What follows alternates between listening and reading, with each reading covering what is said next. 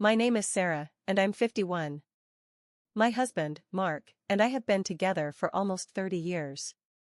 When I look back, it's hard to believe there was ever any real passion between us. Now, in our condo in Grand Rapids, there is only habit, silence, and rare, clipped words over dinner. Our sons, Alex and Michael, grew up and moved out, living their own lives, one in Chicago, the other in Atlanta. We are left alone, yet sometimes I feel as lonely as if I were living in a glass box. 6 months ago, we moved to a new, spacious, and bright apartment closer to the city center, on Maplewood Drive. But it has too much air and too few sounds. Mark is still consumed by work, leaving early and returning late. Sometimes, it seems he has become part of the sofa and the remote control. He's silent, as if that's how it should be, and he looks at me less and less like a woman. Even in summer, when I wear my favorite light beige dress with a boat neck and a thin belt, he doesn't notice, not a word, not a glance. That spring, I realized I couldn't go on like this. I needed to at least shake up my own body. A new, clean fitness center with floor-to-ceiling windows and mirrors opened nearby.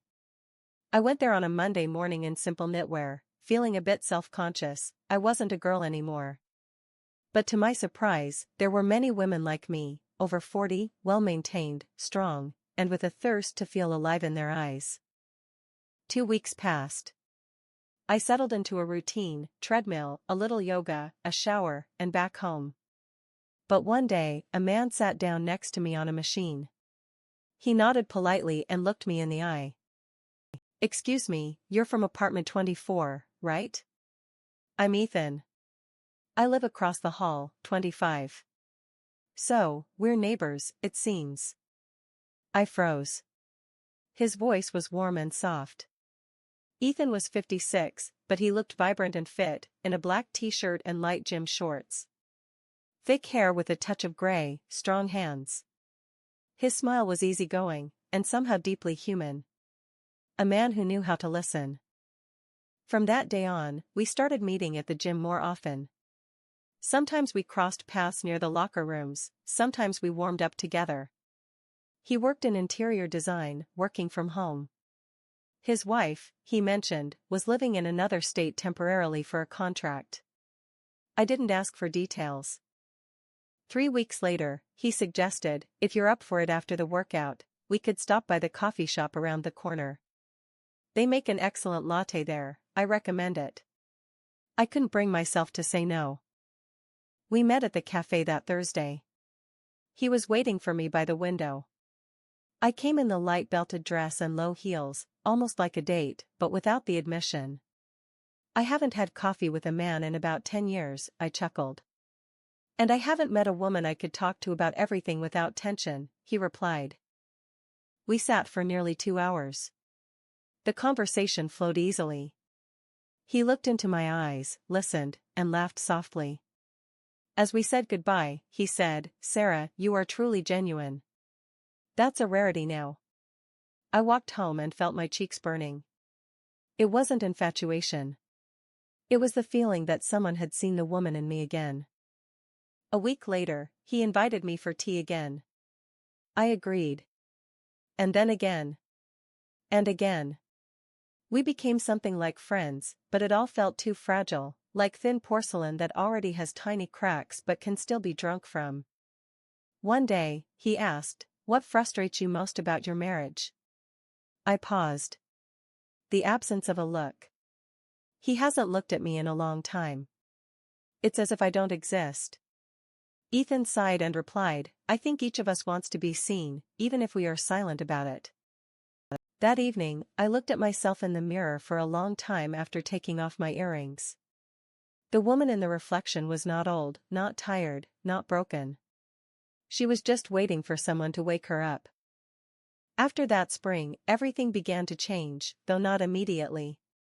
I still woke up at 7 a.m., made Mark his oatmeal, and ironed his shirts, but something had shifted inside. I started wearing perfume more often, the kind that had been gathering dust on the shelf for almost a year. I wore my amber drop earrings, bought long ago in Jermala. Ethan never made a single inappropriate move, but his gaze, his voice, his charm, it was all like fine silk enveloping my loneliness. One day in early June, he suggested, "Sarah, if the weather holds, maybe we could take a walk along the lakeshore tonight? The town is beautiful in summer." I hesitated. An evening, a walk, a man who wasn't my husband. This was no longer just coffee, it was a step across the line. But for some reason, I said, "Let's do it." I put on a light gray linen shirt dress with a thin belt, and sneakers for comfort. Minimalist, simple, but feminine. I curled my hair slightly and applied a little gloss to my lips. We drove to a nearby scenic town, Saugatuck. He offered to show me the park they had recently restored. We walked in silence, then laughed, then ate ice cream by the fountain. I felt like I was 25 again. He talked about his youth, about failed projects, about how life suddenly becomes very quiet after 50. Too quiet. "Sometimes I think we all live not as we want, but as we are accustomed to," he said, looking at the water. "And do you want to live differently?" He looked at me intently, the way no one had looked at me in years. "I want someone beside me who feels, who is not afraid to be alive." After those words, I felt a sharp ache in my chest. We walked on in silence until we reached a bench by the river. He sat down, I sat beside him. And then he took my hand. Gently, as if asking, "May I?" I didn't pull it away. "You know, Sarah, I miss human warmth. Even just touching." "Me too." He didn't kiss me, but his palm stayed close to mine, and that was enough to make the evening different. The next day, I woke up with anxiety. I felt I had gone too far. In the morning, Mark said, "I'll be late today, I have a meeting with partners." "Don't wait up." I nodded and continued stirring my tea. We didn't even look at each other. Ethan texted, "Thank you for last night. I haven't felt so alive in a long time. If you don't mind, I'd like to see you again." I didn't know how to reply. On Saturday morning, we ran into each other at the gym. He walked up, smiled, but said nothing. After the workout, I threw on my beige sweater over my workout clothes and went to the lobby. He was waiting. "Want something refreshing?" he asked, offering a bottle of cold lemonade. "I thought we were going to pretend nothing happened," I whispered. He leaned slightly toward me. "I don't know how to pretend. But if you want me to, I'll disappear." "No," I answered too quickly. "Don't disappear." We sat on a bench in the park. The wind pulled at the edge of my sweater, and I felt him subtly watching my collarbones, my wrists, my hair. I deliberately moved slowly, adjusting a hairpin, touching my neck. It was a dangerous game. But I didn't want to stop it. He suddenly said, "If you were free, I'd invite you on a trip. Maybe to the quiet lodges near the Sleeping Bear Dunes. We'd walk, eat fresh pastries, and sit by the water." I smiled. "And I would wear my daisy print dress and hoop earrings." He reached out and touched the edge of my earring. "It would suit you." In that moment, I knew I wasn't just playing. I was truly living in those moments. At last. July turned out to be hot. Even at night, it was stuffy, the windows were wide open. But the apartment still felt like an aquarium. Mark was late, tired, and silent as always. He seemed to have become part of the decor. Chair, closet, husband. We didn't fight, we just barely talked. With Ethan, everything was different. After every coffee, after every walk, I returned home not just with a slight smile, but with the feeling that someone had lifted a veil from me. I remembered what it was like to feel desired, to feel like an interesting woman. He never allowed himself any crudeness, but his looks, his gestures, were so attentive, almost intimate. I once caught myself shopping for lingerie, thinking about how it would look under my blouse if he accidentally touched my back. One day he suggested, "Let's do something unusual. Just a day without rules. Let's drive somewhere." "Where?" "There's a place. A secluded spot near the Lake Michigan shore.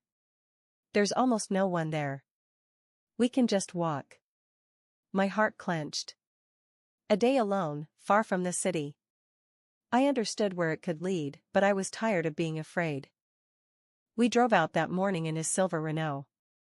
I wore a light cream-colored sundress with thin straps and a denim jacket over it, just in case. My hair was tied in a low ponytail, my lips had neutral gloss. For the drive, he put on a playlist of 90s classic rock mixed with alternative music. We both laughed. At the location, everything was just as he promised, a quiet lake, greenery, heat, and few passers-by. We walked along the water, then sat on a wooden dock. Taking off my sandals, I dipped my feet in the water. He was silent, looking at the horizon, then turned to me. "Sarah, when was the last time you allowed yourself to just be yourself?" "I'm not sure I remember who I am." "I remember." He took my hand. Not timidly, not greedily, but with respect. His finger slowly traced a line on my wrist. A chill ran through me, my skin felt like it was breathing. "You know, you have very beautiful hands, so alive." I looked away and whispered, "You are dangerous." "Why?" "Because you make me want to forget everything I considered right." We were silent for a long time. Only the wind, the rustling grass, and our breathing. When we returned to the car, he asked, "Do you want me to stop touching you?" I looked at him. Seriously. Right into his eyes. "No. I want you to keep going." He pulled out from the shoulder, unhurriedly. 15 minutes later, we turned off the highway onto an old forest road. He stopped in the shade. No houses, no people, just the birds. He reached for me. Slowly. I didn't pull away. His lips were soft, warm, smelling of mint gum. He ran his hand over my shoulder, slipping the strap of my dress down. I shivered, not from cold, but from memory. No one had touched me like that in many years. His hands explored me slowly. Through the thin fabric, through the tremor, through my breath. We took our time. It was like returning to myself, as if I was becoming a woman again, not just a wife, mother, or housewife. When we drove back, I sat silently, looking out the window. Not because I was embarrassed, but because I didn't want to talk. I wanted to keep that moment inside. "Any regrets?" he asked, not looking at me. "Not a second." I entered the house quietly that evening. Mark was in the kitchen, looking at his phone. "How was your day?" he asked, without looking up. "Good." I went to the bathroom, took off my dress. On my shoulder was a faint trace of his palm. Not a bruise, warmth. I looked in the mirror. The woman in it was different, not guilty, but awakened. From that day on, much changed. Most importantly, when I woke up in the morning, I didn't just pull on a robe and put on the kettle. I reached for body cream, chose lingerie based on my mood, and played music in the kitchen. Even my walk changed, unhurried but with a slight spring in my step. Mark noticed but remained silent. He seemed unsure how to react. One day in late July, he suddenly said at dinner, "Do you have someone?" I froze. I poked at my rice with a fork. "Why would you think that?" "You're different. There's something in your eyes." Before, it was just tiredness. I didn't know what to say. I didn't want to lie, but I didn't want to tell the truth either. "I just feel alive again." "Is that bad?" He shrugged. "No. Just unusual." After that conversation, I didn't sleep until 3. I lay in the dark, listening to him breathe next to me. A stranger who was once my own. Ethan and I became more cautious about meeting. No longer at the gym or the cafe, but in secluded places outside the city, at a friend's summer cottage when he was away. It was an old wooden house, smelling of raspberries and dampness. There, I was not a wife, I was myself, in button-down dresses, with bare feet and fingers that instinctively found his hands. "Sarah," he whispered once, leaning into me as I sat on the kitchen table in his shirt. "You're not just beautiful, you're like a song. One that plays inside, even when you're silent."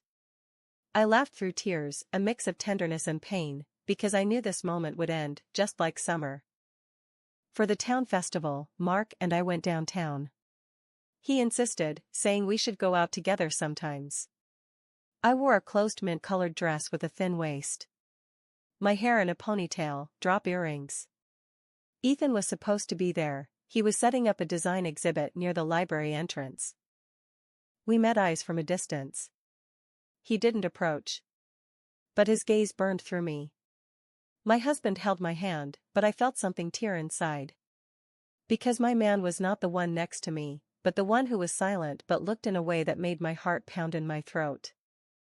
That evening, when Mark went to shower, I opened the window and stood for a long time, feeling the wind. A message arrived on my phone. You were especially beautiful today.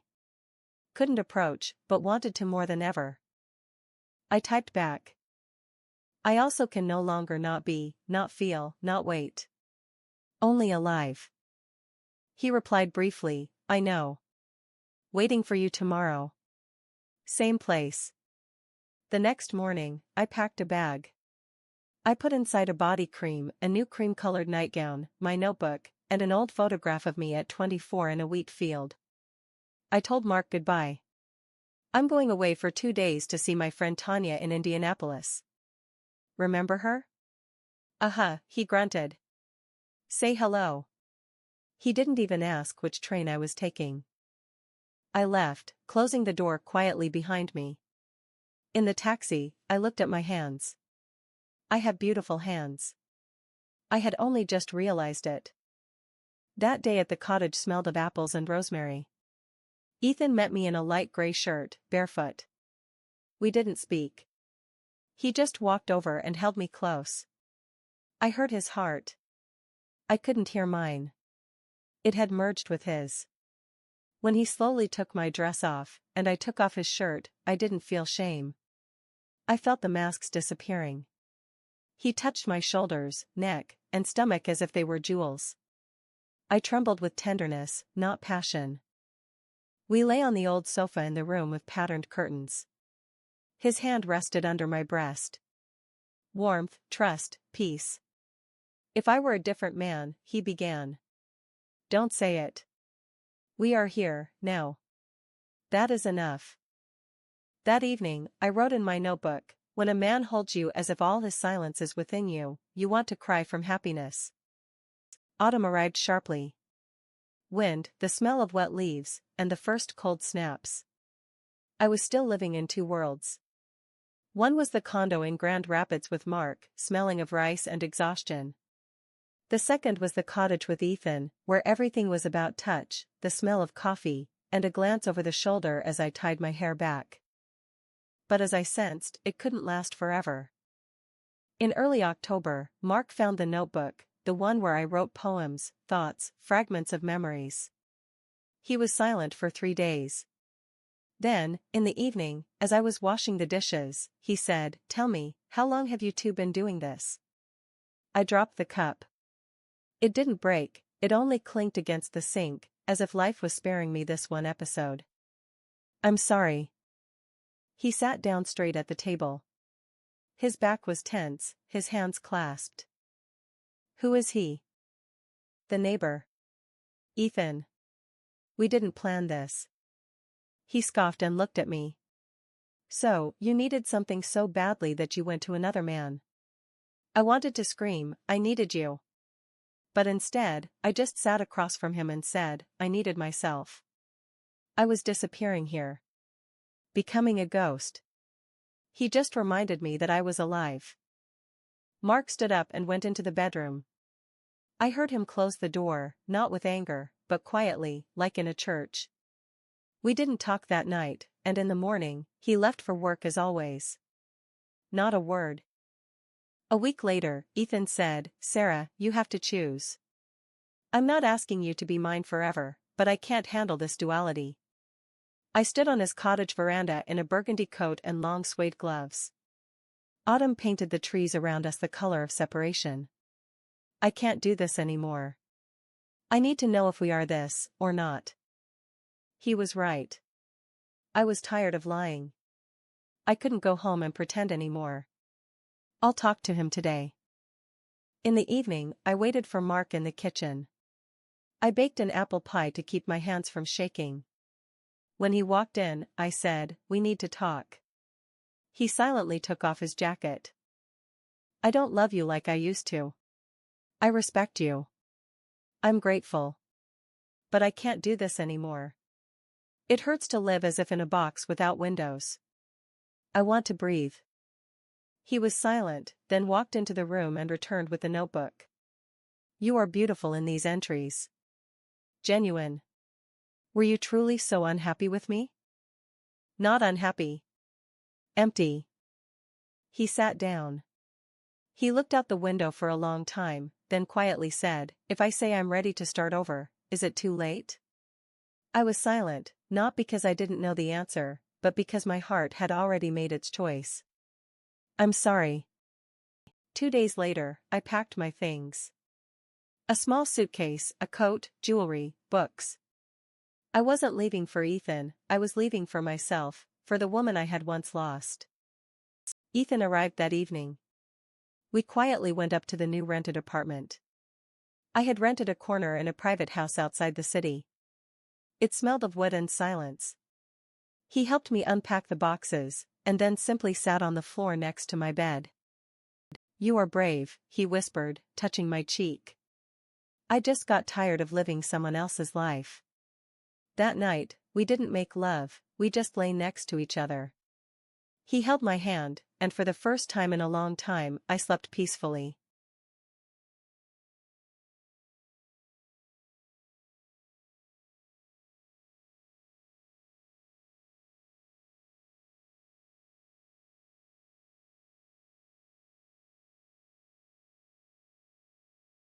Things with Ethan didn't progress according to a romantic script. We argued, made up, and talked about everyday things. But every time he looked at me the way no one ever had, I knew I had made the right choice. One day he asked, "What if your husband asked you to come back?" Said he understood everything? I smiled. If yesterday's calendar page were asked to return to its place, would it be yesterday again? He silently kissed my hand. And yet, life is never straight. 6 months later, Ethan received an offer to move to Chicago to lead a project for a year. I couldn't leave. I already had a job, a lease agreement, a familiar rhythm. We stood on the platform. The train was already roaring behind us. He hugged me. "Don't promise anything. Just live. And if you ever see a man on a train who looks at you the same way, approach him. And if it's not you?" He smiled sadly. "Then just remember me, and have no regrets." He left, and I stayed. I stayed with myself, with a warm coat, drop earrings, and a notebook where the first line read, "She woke up and was no longer sleeping through someone else's life."